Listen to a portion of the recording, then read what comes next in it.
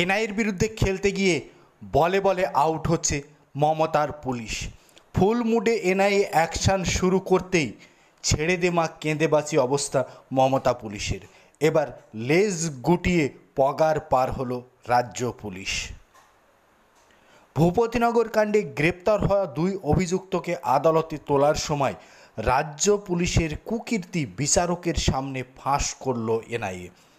ভূপতিনগর কাণ্ডের রাজ্য পুলিশ সেই সময় চালাকি করে এফআইআর করেছিল। সেই এফআইআরে বিস্ফোরণের সময় 1.5 ঘন্টার হেরফের করিয়ে তৃণমূলের ওই দুষ্কৃতীদের বাঁচানোর ছক কষেছিল রাজ্য পুলিশ। সেটা এনআইএ আদালতে বিচারপতির সামনে তুলে ধরলেন। এনআইএর আইনজীবী বিচারপতির সামনে তথ্য প্রমাণ সহ তুলে ধরার পরেই চক্ষু চড়ক গাছ বিচারপতি।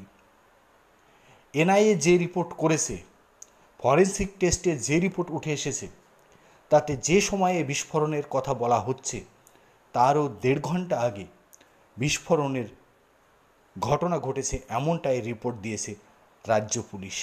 সেই রিপোর্ট এনআইএর হাতে পড়ার সঙ্গে সঙ্গেই আজ আদালতে সেই রিপোর্ট পেশ করে এনআইএ। তারপরে রাজ্যের পক্ষে থাকা আইনজীবী বিচারকের সামনে কাঁচুমাচু করতে থাকেন, পুরো থ মেরে যান। এই রিপোর্টের সপক্ষে কোনো যুক্তি দিতে পারেননি। ঠাঁই এজলাসে দাঁড়িয়ে থেকে শেষমেশ পগার পার হতে হয় রাজ্য পুলিশকে।